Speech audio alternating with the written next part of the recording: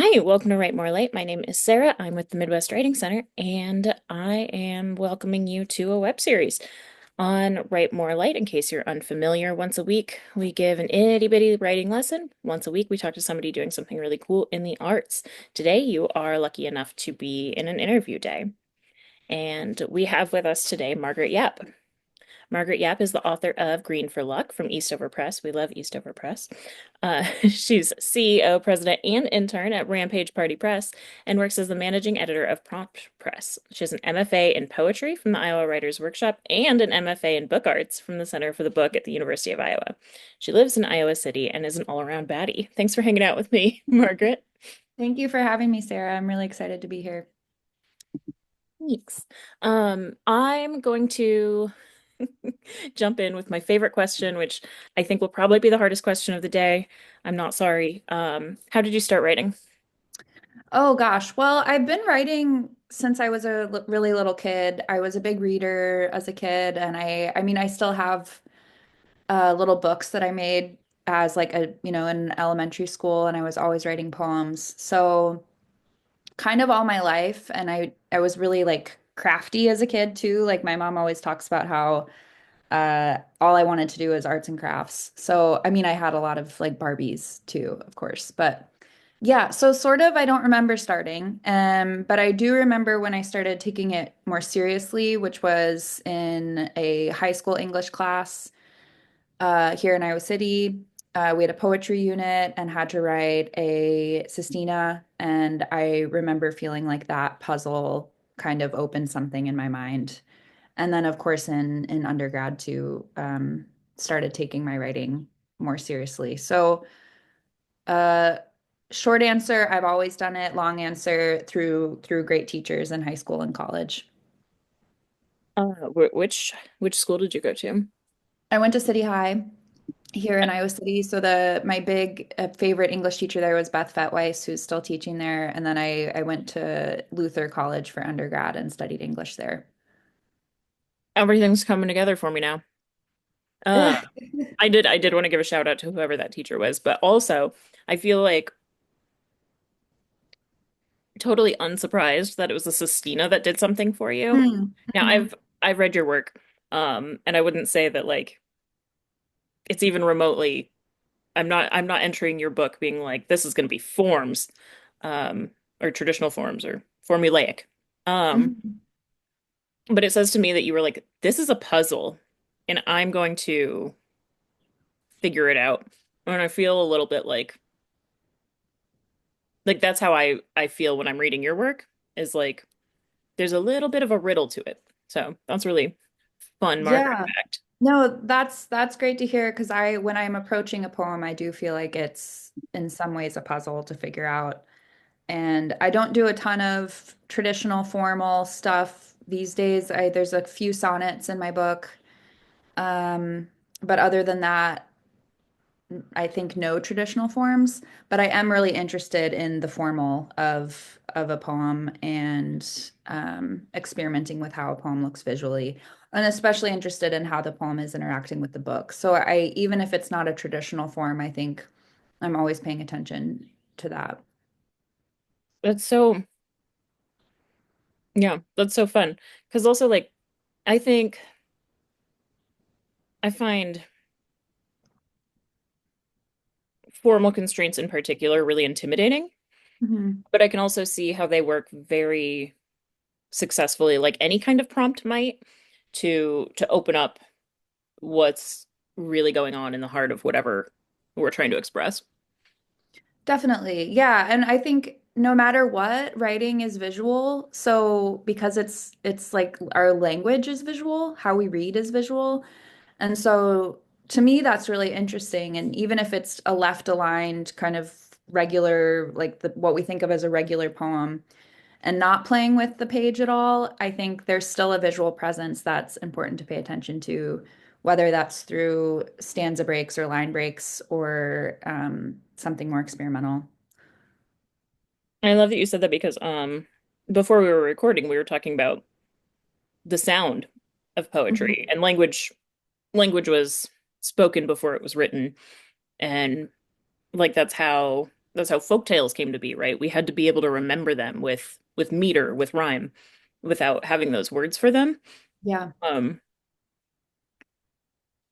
so knowing that when we created this visual component of language, um, keeping in mind, I guess, not knowing, but keeping in mind that it became a visual component rather than it being an exclusively visual thing, like Hmm. reading sort of is.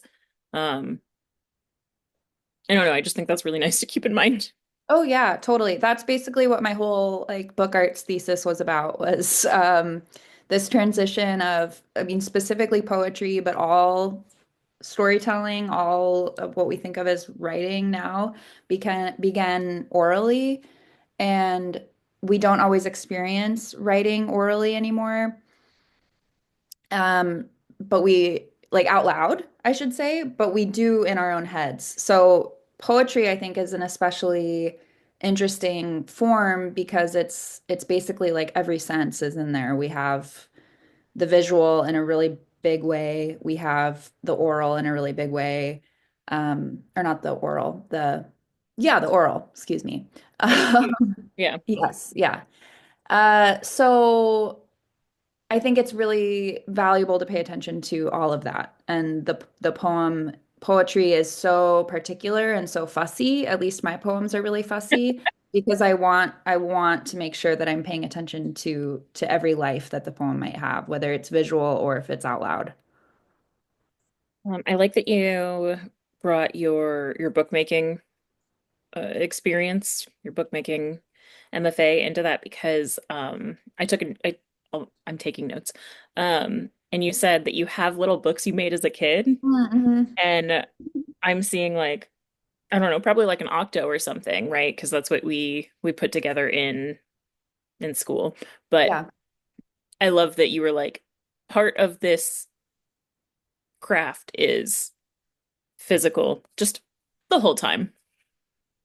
Absolutely. Yeah. And I mean, my mom gave me all of those little books that I made as a kid a few years ago, and some of them I do remember making, but not all of them. And it was interesting to see, yeah, just how long I've been kind of interested in the book form in an informal way, and now I'm really interested in the book form in kind of a serious way where I'm learning to make them and really interested in the relationship between poetry and the book. And yeah, so to speak a little bit about my printing stuff, I just finished up at the Center for the Book here in Iowa City, where I studied. I my focus was on letterpress printing, so that kind of old hand printing stuff with metal type and the cranky machines. And through that program, I've learned obviously a lot of printing stuff, but bookbinding and digital design and calligraphy and really the hands-on, like tactile life of a book. And that's changed everything about my relationship with writing as well. If it's, there's obvious ways to explain that, like setting my own poem in metal type has a big impact on the poem, right? You're like that editing process moves into literally moving each letter um, by hand. And so, but also just in seeing so many different styles of books, right? A book doesn't have to be 8.5 by 5. It can be huge, it can be long, it can expand. We can expand how we think of books to better fit experimental writing. So that was sort of my focus in the book arts program, and I learned a ton, and I'm hoping to continue publishing a magazine, which is what I started as my thesis project. You're just like building segues for me, but I want to rewind. Yeah, okay. Um, I'm getting too excited. but no, let's talk about Rampage Party, which I assume was your thesis because you said Mhm. magazine, and then I can come back later. That's why I take notes. What was the what was the conceit around that? How'd you develop that as your thesis? Was it um already on your mind? Mhm. Yeah, well, my long-term professional goal would be to start my own publishing house, publishing full-length books. not necessarily only poetry, but with a focus on experimental work and text that is working with the book as a formal constraint. So how I put it is I'm interested in writing that's aware of its vehicle, that's using the book form to its advantage. So often that's poetry, not always. And so as I move into and sort of build into publishing full-length works, I decided to, as my thesis project this past year at the Center for the Book, start a magazine. And it's mostly poetry, a little bit of visual art, and a few nonfiction pieces in Rampage Party issue 1. And each person I publish in the magazine, I also pick one of their poems or one of their images, one of their essays to publish as a flat piece or a broadside, which is essentially, thank you, Sarah. Essentially, if you go to the shop button there at the top, you can see the prints. Essentially is a fancy word for poster, but is a things that have been published for a long time. So people have been publishing broadsides or broadsheets basically since we've been printing. And I'm particularly interested in poetry on a broadside because of what I've been talking about of the visual life of a poem and how the poem doesn't have to necessarily just be black text on white paper, but can be a lot more than that. And so yeah, here's some of my work from Rampage Party. I plan to keep going and publish issue 2 probably in 2026. They're all hand bound and so it takes a long time to do. So I won't be spitting these out super quickly, but my plan now is one issue a year of the magazine and maybe about 10 broadsides a year. So I'm issue 2 is in the works and issue 1 is available online. So I'm And making so noises yeah, about oh, it. go ahead. You know what were you gonna say? Oh, I was just gonna say, all of these writers and artists that I published are people that I just really admire. So I reached out to folks and asked if I could publish their work. And it was really an honor to be able to work with these people that I love what they do. So very exciting, and I'm excited to keep going. That is And such a cool, and I mean, you said it's all done by hand. Like that's really labor intensive. You're in no way making money off this.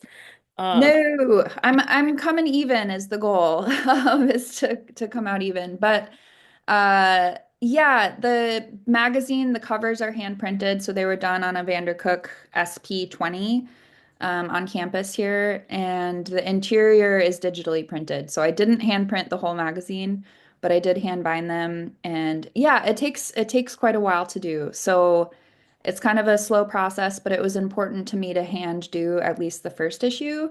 I don't know that I'll hand bind the second issue, especially if I want to get these out more quickly. It's just with a one-person team, not really possible to do that it was fast. really So silly of you to hire yourself as an intern. exactly. Exactly. So I might not hand bind the next issue. We'll see. But I do love the process. So it's kind of this give and take of time versus um, getting stuff out. Time will tell. But there's a lot of great presses and printers that I could go to that could do it for me, and I could partner with. So we'll see. But yeah, the first issue, I still have, I think, 5 more to finish sitting at home. Yeah. Just a little bit of work. Yes. Everything I know about the Center for the Book is from Annie Wilcox's memoir of craft called A Degree of Mastery. And I think that she went through that program a long time ago. Um, but and it sounds like it's like exclusively like hands-on, like really physical work. Um, can you, I understand why you wanted to get into it, given that you're so mm, so interested in the craft of things and in the form of things. But can you talk a little bit about, I don't know if anything was unexpected there or Mhm. or surprising in that program for you? Yeah, definitely. So even though I've been making little tiny books since I was a kid, I had never done any formal printing education or binding education or anything like that. And I fell into the Center for the Book here a little by accident. I had done a reading when I was in the poetry program, so this would have been like 2021 maybe. And a student that was then in book arts, Madison Bennett, was at the reading and super luckily liked the poems I read and asked if she could print a chapbook of some of my work. And she did all the whole chapbook was hand printed. So it was a really special project. It was called Worshipping. And I think it was like 10 poems. And she did this really intricate binding where there was all these fold outs and translucent paper, and it was really beautiful work. She's still an amazing artist, now studying in Cambridge. And maybe we can link her website or something. I think she has images of worshiping. But basically, so I was in the poetry program at that time, and she invited me to come down to the Center for the Book to show me how she was printing stuff since I had never done letterpress before. And she let me crank the wheel a few times, and I just fell totally in love with what letterpress can do. You can get really, it offers some possibilities that digital printing doesn't. And I'm happy to get into all that. But basically, while I was still in the poetry program, I decided to take Letterpress 1 and Bookbinding 1 with a friend, one of my other frequent collaborators, Alana Solon, who is published in this issue of Rampage Party as well. And so we took those classes and started making some projects and publishing our friends a little bit. And I just fell totally in love with it. And like I said, I had had this goal of starting my own publishing house, and this felt like a way in that I could accomplish some publishing goals, but also use my hands, which I've always loved to do. So, yeah, I kind of by accident through Madison Bennett, I suppose, and then it just kind of went from there.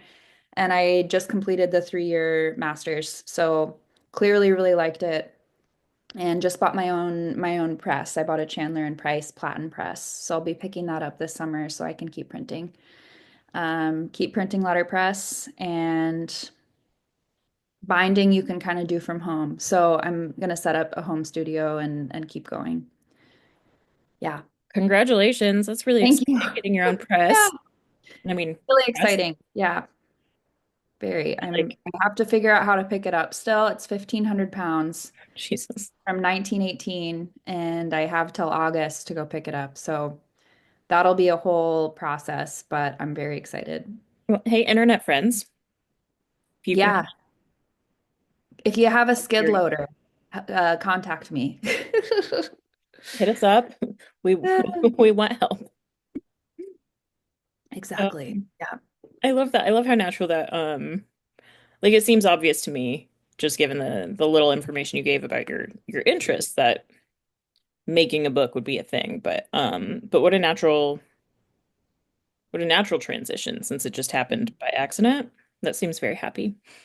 Absolutely. Yeah. And like I think I started speaking about this a little earlier, but to me, letterpress and the process of setting type is now an extension of my editing process. So if I actually have this class idea. I want to teach a class on editing through setting type.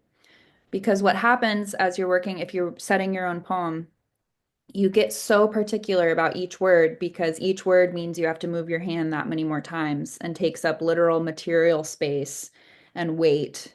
And so you get really extra fussy with your editing. And so to me, letterpress printing is very, very related to writing. And I come to book arts always through that writing lens of thinking about text and how text can best live in the world. And so it was brand new, but also felt really, really natural to get into. That makes sense to me that it would be part of the editing process because so much of well, poetry in particular, and I think only because that's where we allow it, not because it's exclusively a poetry thing, is about arrangement on the page. Like I Mhm. think that if we just didn't make that a constraint of, or didn't make that something that was excluded from prose, we wouldn't be weird about it, right?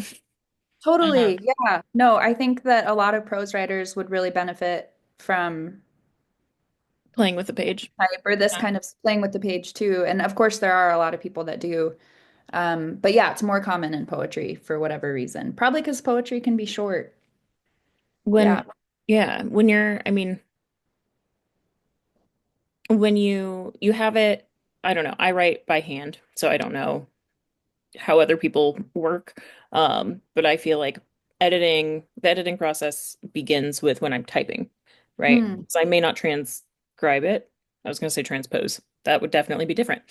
I may not transcribe it exactly as it's written. And then you might next step reread it and look for language things, but next step might be rearranging it visually. So when Mhm. you do get to doing that in the physical world, your the way that space is used is going to be different than you expect it because we're taking up inches rather than column inches, or if you'll follow an analogy that's imperfect. Um, and so I imagine there are like really annoying things that pop up that you don't realize, and you're like, no, this fits tight, this is the look I want, whatever, and then you've got like a kerning issue or something. I'm like frustrated at something that's really abstract to me right now. No, totally. I that happens all the time. I mean, setting metal type is if you've ever done it, you know how slow it is. And I mean, it's a really satisfying activity, but it is incredibly fussy. It requires a lot of measurements, not necessarily math, but like something close to math, a lot of measuring.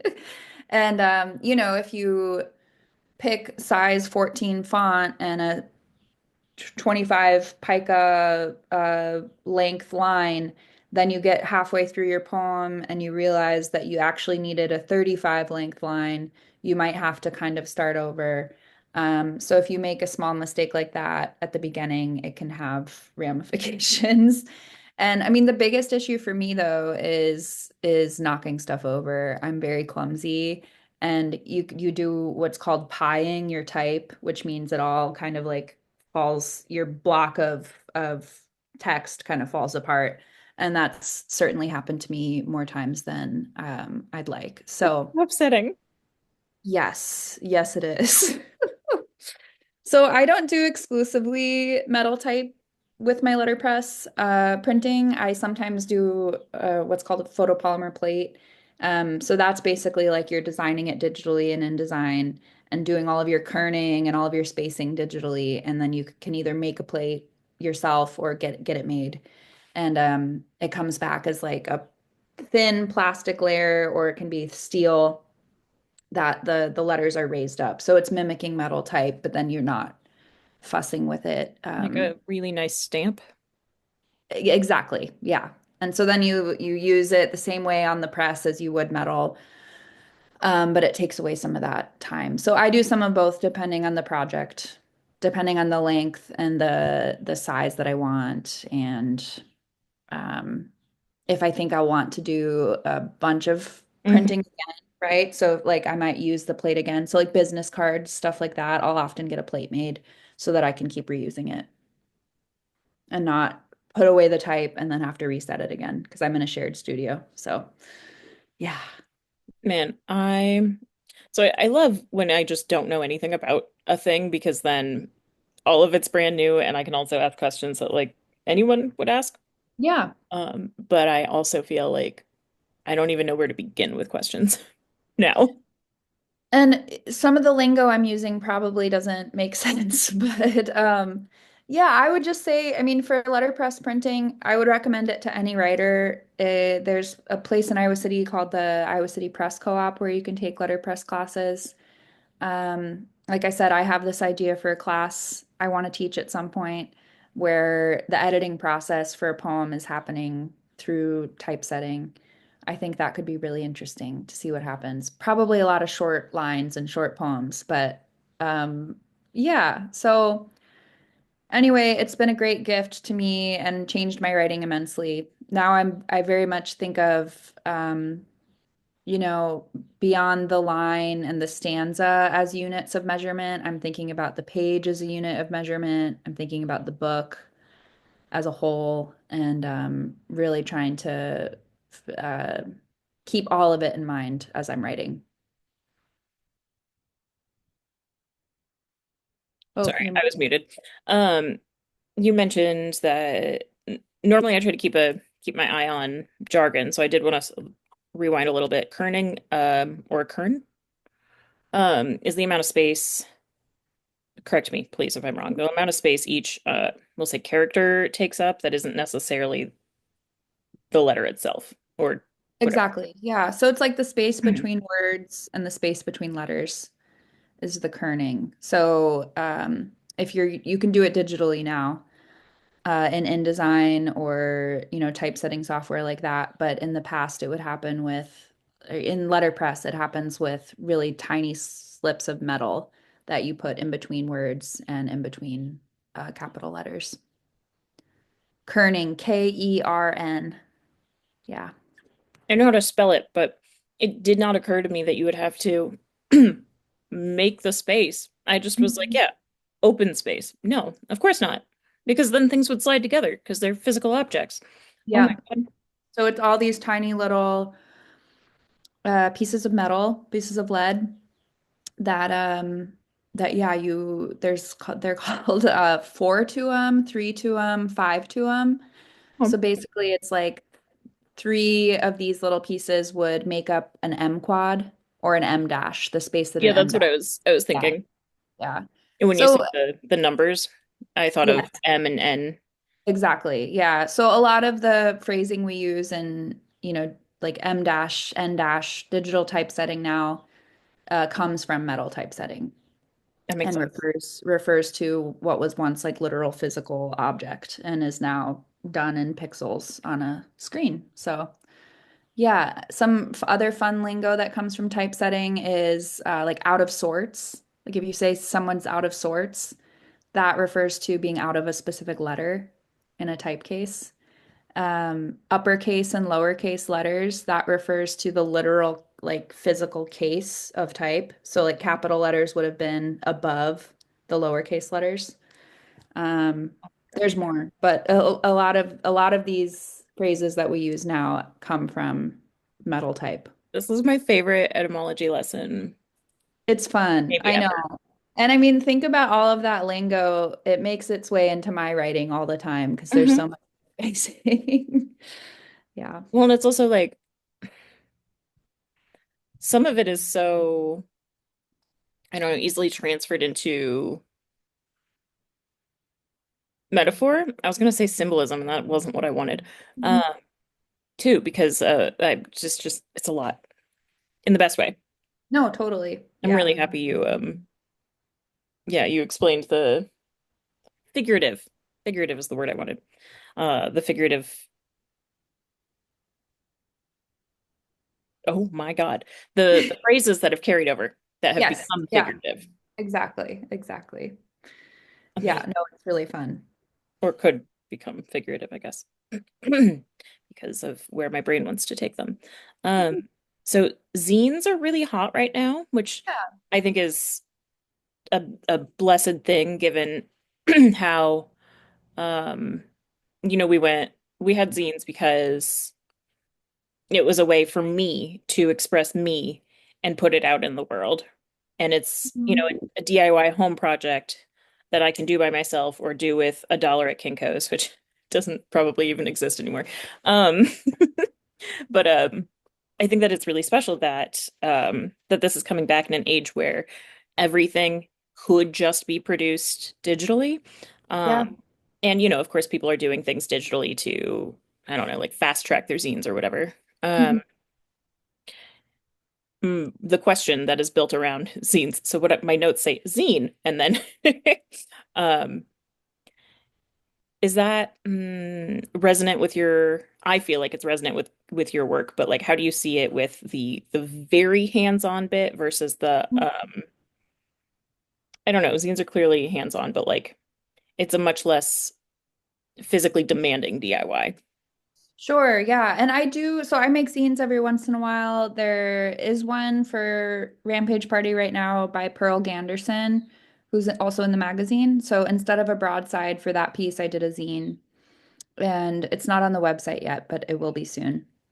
But basically, the reason I'm calling that one a zine is because I used all leftover paper from other projects and it's not bound. It's slips of paper. They're like 3 by 6 in an old library, like checkout envelope. I found like 200 of these checkout envelope. Do you know what I'm talking about? Like where you would put the Yeah, yeah, checkout, yeah. And I wanted to be like, I don't know the like a word. little pocket. Yeah. Yeah, but And I have some. yes, I should have.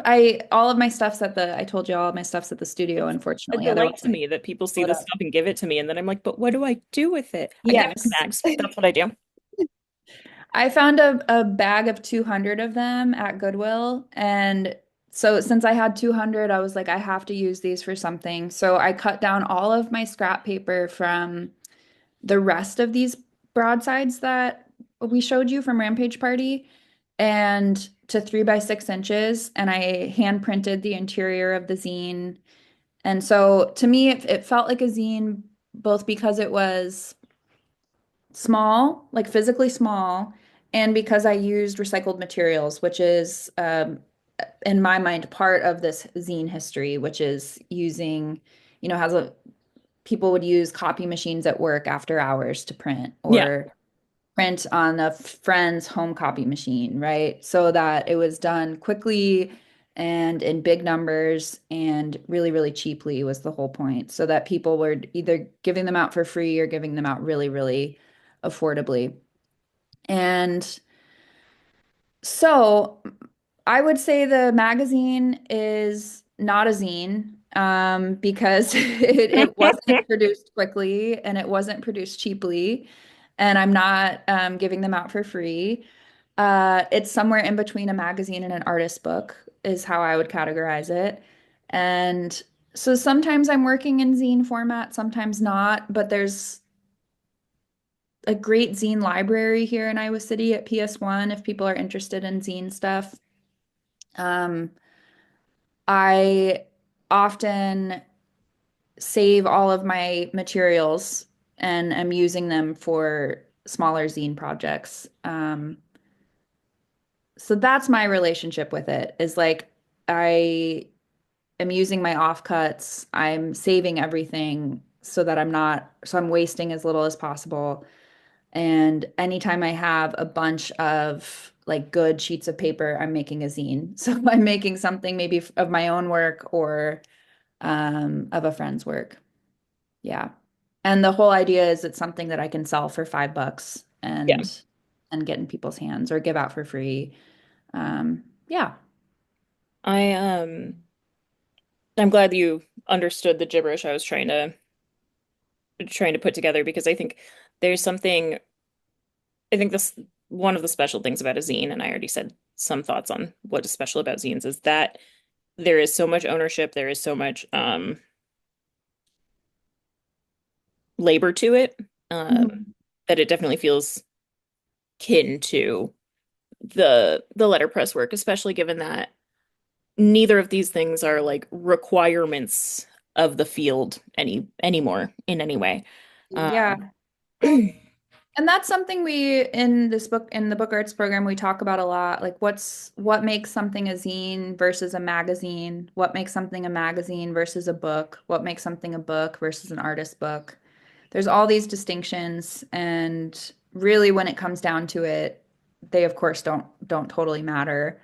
And the lines are really, really blurry, right? So something might be completely in between a book and a zine, or completely in between a magazine and an artist book. And I'm interested in that and where those boundaries lie, but I also think when it comes down to it, just like a poem will be what the poem will be, the book object will be what the book object will be, and what we call it doesn't totally matter. Of course, for like zines, there's this long political history as well and protest history, and so all of these different manifestations of books have different ways they interact with the world, and those are of course important. But something can be, a zine in the 70s looks a lot different from a zine now. So these distinctions kind of break down. Yeah. I appreciate that. I knew you would have more information than I do.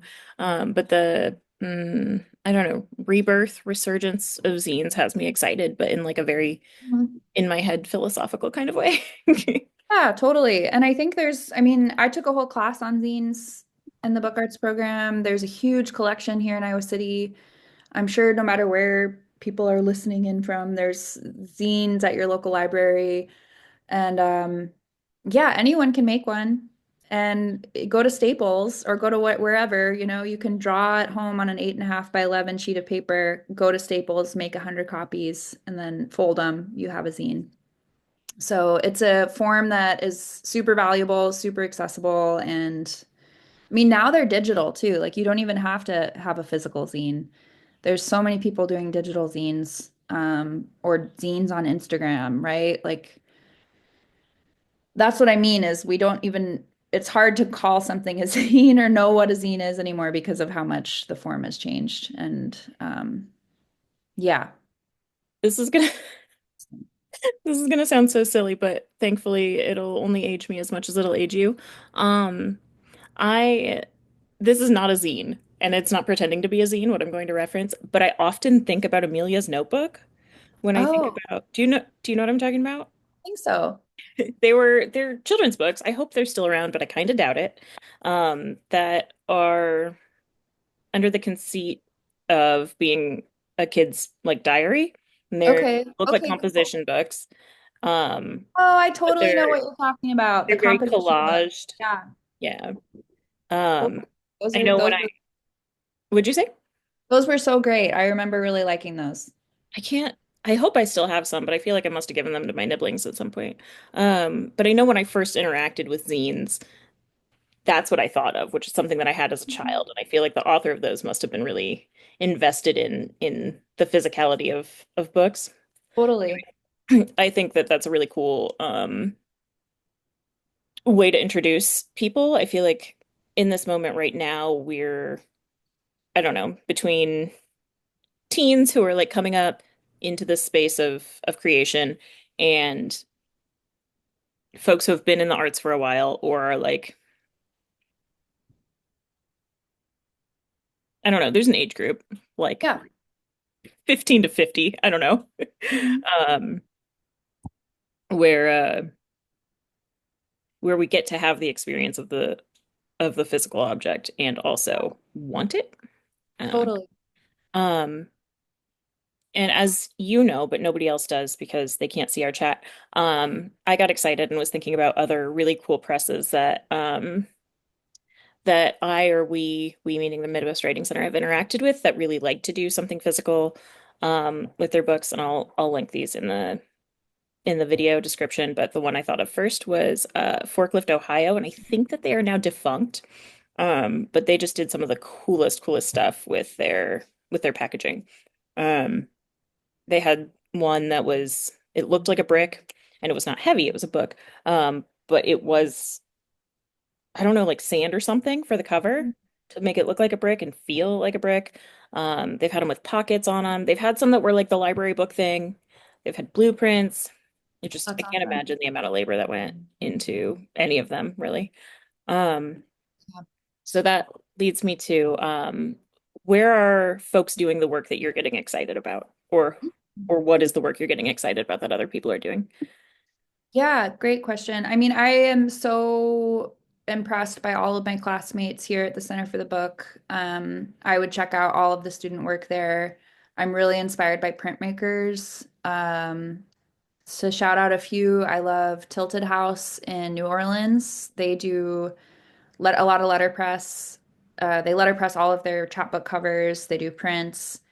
Um, a lot of really exciting poetry is coming out of Tilted House. I love Double Cross Press. It's run by MC Hyland, who's also a poet.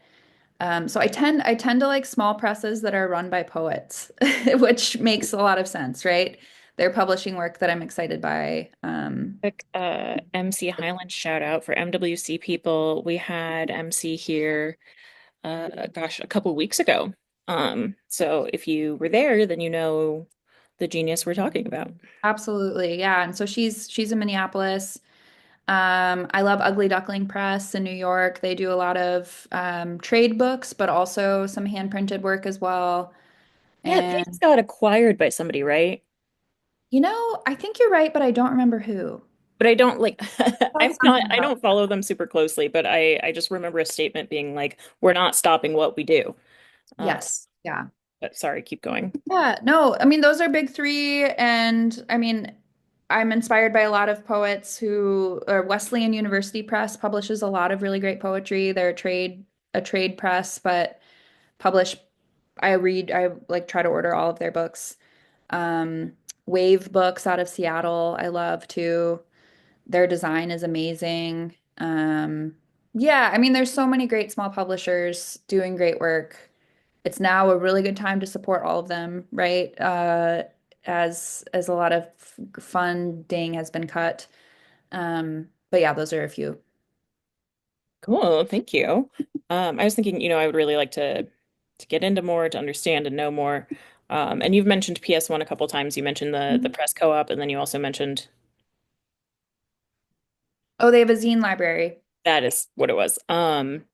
Anybody around Eastern Iowa, Western Illinois, this is a more or less free resource. They let you come in and play with things. I didn't want to be like they're going to let you touch their equipment, but it's a Yeah. more or less open art space. They actually have two or three buildings now. Mhm. Um, it's just a really cool spot. And I think, gosh, I hope I'm not wrong that Iowa City Poetry is also housed in one of their Yes. buildings. Yeah. And they have a poetry lending library. Mhm. Folks who interact with the Writing Center a lot know that we really love Iowa City Poetry and Lisa Roberts and the work she does there. Um, which I suppose is a good segue here for your work at Prompt. And I will try to, I know I told you that I would probably suck at watching time. I'm watching the time. Um, Okay. can you tell me a little bit about Prompt Press? We did have Jenny Colville on a couple Nice. weeks ago, but that was more talking about nonprofits and what and her work with craft and with story and less Yeah. about prompt. Yeah. So, well, I'll start with explaining porch light. I'm sure Jenny explained porch light, of course, when she was on. But porch light is kind of similar to you guys in Iowa City, a literary center where there's classes and readings, and people can become members. It's so I work there a little bit, and then Prompt Press is the press housed through Porchlight.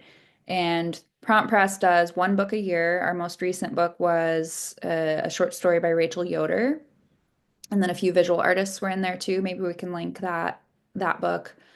And they're all hand bound with different binding styles. So the Rachel Yoder book, for example, was a girdle book. So it's basically a book in a bag. It's like what women in the olden times would have hooked on their like hip, hooked their little pocket Bible on their hip with a girdle book binding style. Um, so that book was done in that style. And again, we're about halfway through binding, so we still have more to do. But Prompt Press is focused on both visual art and writing, and often the intersection of the two. So in the each book that we do each year has both visual artists and writing. And the book that we're starting to work on now is going to be called Prompt for Autonomy. And it started with a prompt from Sarah Rule, and that's on our website. We're still taking visual submissions, I believe. But basically, people in their submissions all respond to this prompt. And this one was about reproductive rights. And then once we get a bunch of written responses, here we go. Then we invite visual responses. And all of them are published online. in our archive, and then a select portion of them are published in the physical book. So here's some examples. Look at that. That's called a French door binding because it opens two ways, like French doors. So they're super. This one is probably my favorite, issue 3, and that was done before I started. So I'm such a fan of the work. I print a lot of broadsides for prompt as well. I run the online series called Image and Word, which again is focused on writing that has a visual presence or visual art that includes writing. And we're kind of, we squint at the definitions of these. So sometimes it's just straight up poetry, but poetry that is maybe dealing with the visual in some way, even if there's not an actual image present. So yeah, it's a great small press. I've loved work. I've been working there for about 3, 4 years almost. And I do everything from literally binding, helping bind the books to sending out orders to social media posts. I'm the managing editor now. And it's been great. I've learned a lot. I've been very inspired by prompt for my Rampage party project. Yeah.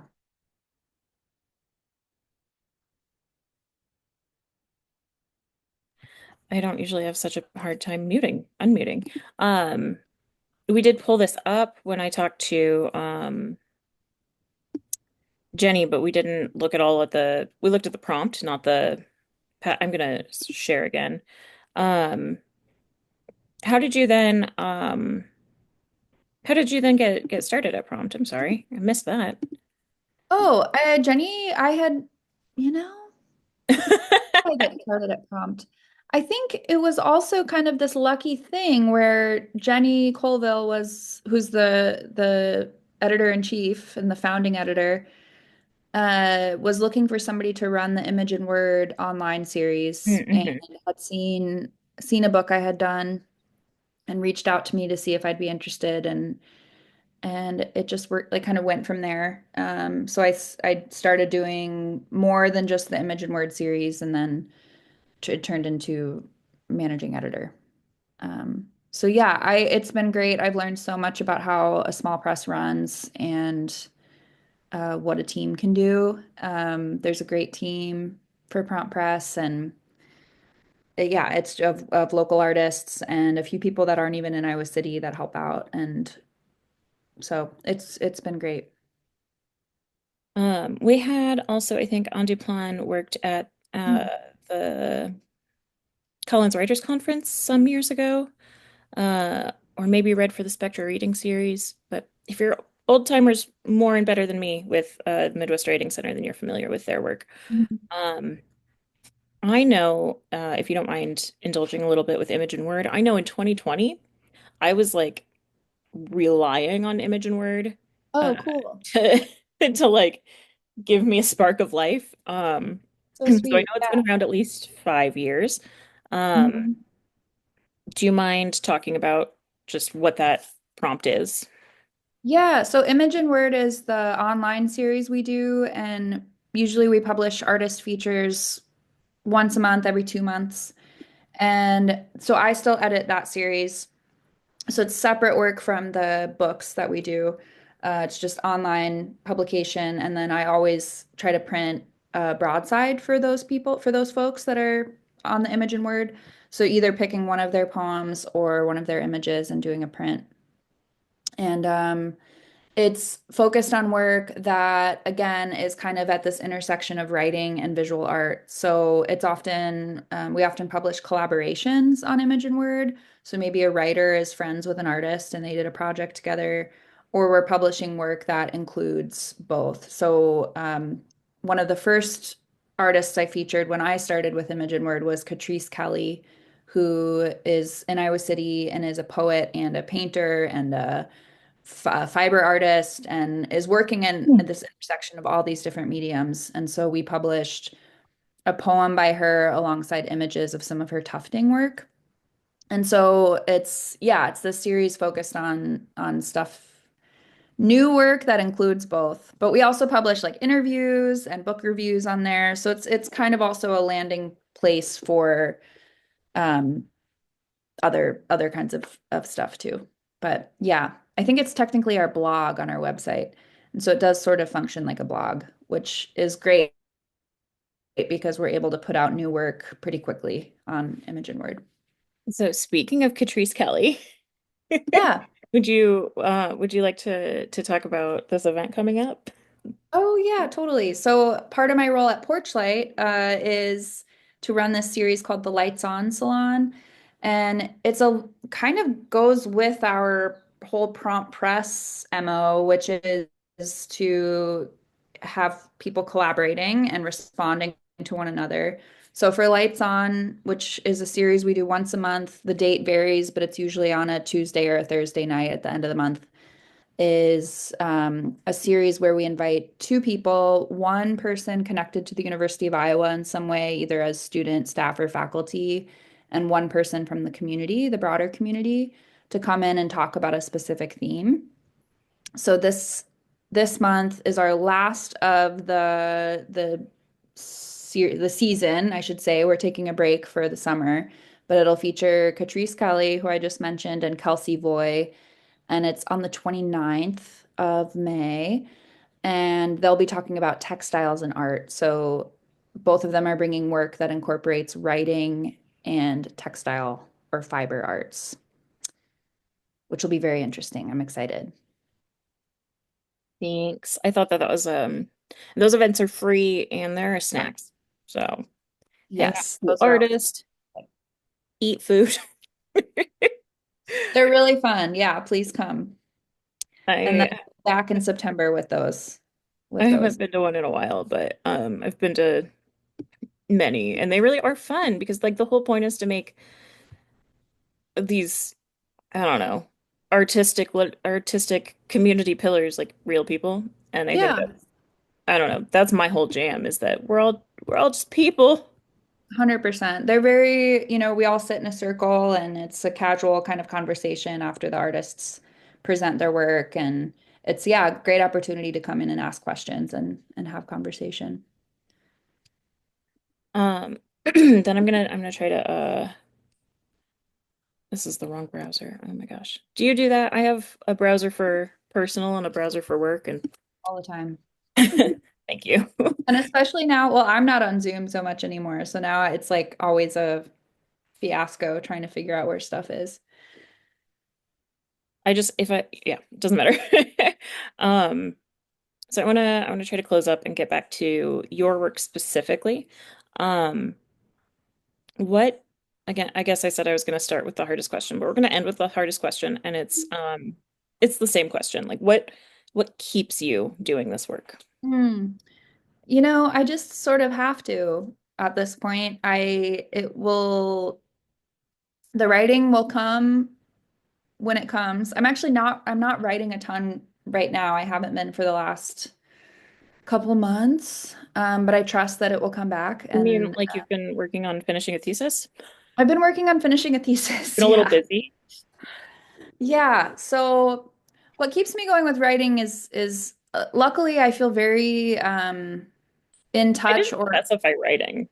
I what'd said you say? I said this work. I didn't specify writing. Oh, sure. Well, I guess what It's keeps me the same thing. printing is just that I love printing. I love the process. I love starting a project and step by step moving through it until it's completed.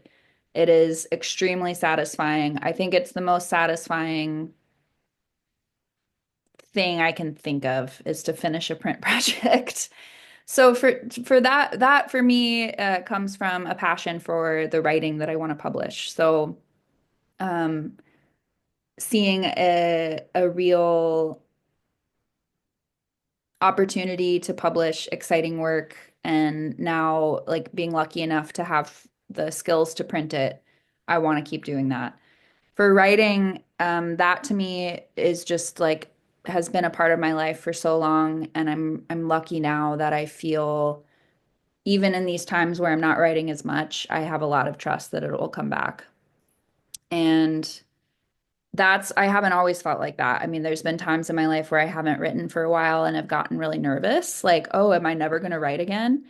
And for some reason, now I don't have that fear anymore. And I'm just feel very lucky to have writing be part of my life. And Um, so what keeps me going is basically that I have to. I don't feel like I have a choice. It will happen. It will happen no matter what. And so, um, yeah, the writing will happen no matter what. So I just have to be ready for it. That's oh, I have two thoughts that want to get out of my head. Um, there's a Tara Hardy poem, the one about her getting cancer or getting diagnosed with cancer, where she says something like she regrets spending so much time worrying about writing poems. The poems will come because it's how she processes. She says it beautifully, but you reminded me of that. And also, I feel the same way. Like I used to worry that like my identity would break down because I'm not writing, and if I'm not writing, who, whatever. Um, but yeah, the writing will come because it all it's how I move through the world. Totally. Yeah. There you go, No, friends. I- Trust. yeah. Yeah. And But like when you're not writing, it's okay to just read and reading is part of writing. Yeah. watch good movies and listen to good music. And I think it comes and goes and it's always going to come and go. And so it's good to get comfortable with that for me at least, to not put that pressure on myself all the time. Well, and also if we're not, I mean, first of all, consuming art is consuming art, and we need to consume art in order to create art. We just do. Right. Um, but also if we're not living, whatever that means, what are we creating? You I know? know. Yeah, totally. Just a real soft question to end there with. Is there anything you wish I had asked, anything I left out? Um, oh gosh. Well, I will shout out a few books I've read recently. Oh yeah. I have been really into Kelly Clare's, and I can send you these links. Kelly Clare's new chapbook out of Community Mausoleum. It's called The Demonstration Forest. And then I'm really into Ian Lockaby's new chapbook out of Ghost Proposal called A Seam of Electricity. And both of those are small press, handbound kind of work and publishing really great poetry. I will ask you. Thank you. I'm so excited about that. I follow Ghost Proposal, but not Community Mausoleums. That's cool. I'll ask you to check my work on the notes I took on that.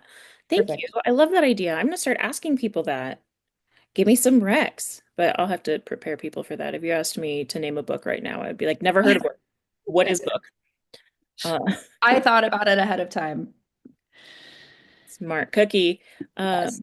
Cool. Thank you so much. I will make sure everything that we have talked about, um, not everything, but anything we specifically referenced will be in the notes on the video. So there is that. I will transition into um, upcoming things, updates from the Midwest Writing Center, and then we will get into our prompt.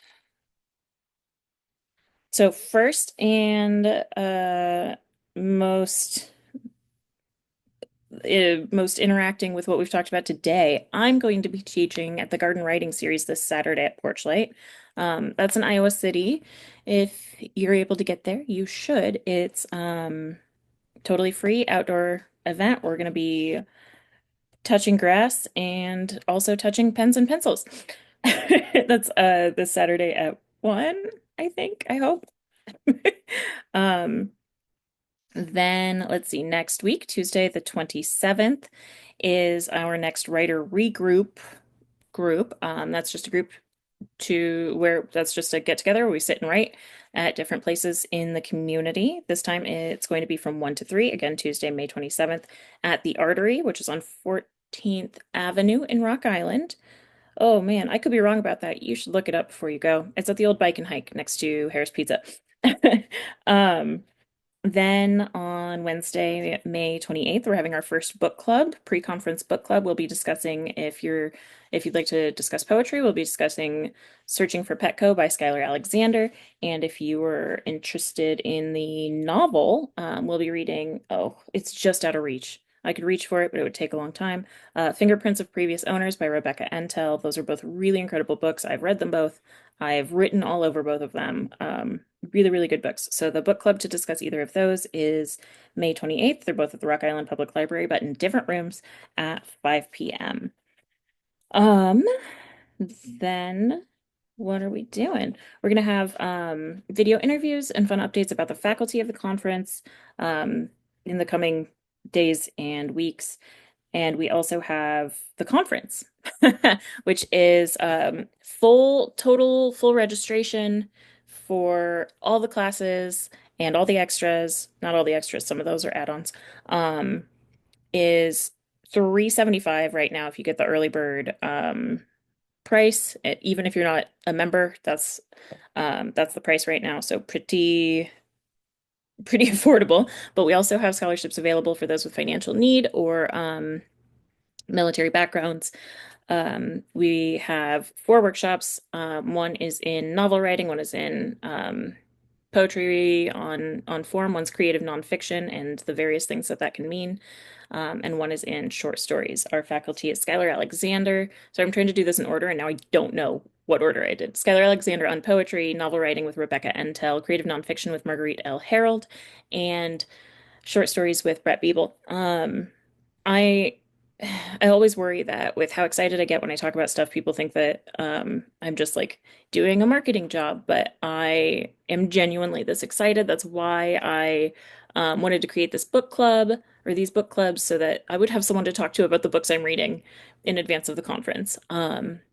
We get the most stellar staff. This is a really special year. It's our 20th anniversary. We're going to be having a 20th anniversary party at the Hauberg Estate. We're going to have our faculty reading and participant open mic. You can get manuscript consults with three of the faculty. You can pitch your manuscript to MWC Press. There's a lot of really wonderful stuff that'll be going on at the conference, which runs June 26th through 28th. And one more thing I haven't brought up recently. We are having a really fun special Pride reading at the Davenport Public Library Fairmont branch on June 12th. That'll be 6 to 7:30 p.m. And I'll have more information about that soon because I forgot it was coming up. But we've had it in the works for a while. It's going to be really kick-ass. Obviously, the conference is like the number one main thing on my mind. And so I hope that folks get as excited as I do.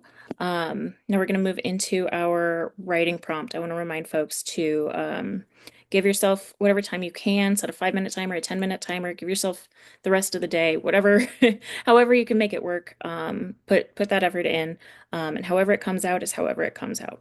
So Margaret's brought us this prompt today. I'm pretty excited about it because I don't know what it is. All right. Yeah. Thank you for doing this prompt. It has a few steps. So the first step is to take 3 to 4 minutes to write down as many sensory experiences from childhood as you can think of. So writing down as many sensory experiences from childhood as you can think of. And they can be full sentences or not. It can be something like cherry popsicle, or it could be something like eating a cherry popsicle on the swing. So as detailed as you want. Then you're going to take 3 to 4 minutes to write down as many sensory images from yesterday as you can remember from yesterday. Once you do that, once you write through, you'll have a few pages or a page of words going. I want you to try lineating. So you're going to try to end and begin each line on a specific important word. And that's it. And then for bonus, for extra credit, you can then, after you end and begin the line on an important word, write it backwards by line. That's extra credit. Okay, I took notes so that I could put that in the chat, in Okay. the thingy, the description as well. That's so good. I'm excited. That's gonna jog me a bit, I think. Thank you from me personally. Thank you for hanging out with me today, Margaret, and thank Thank you you, so friends, much. for watching us. As always, please write more light into your life.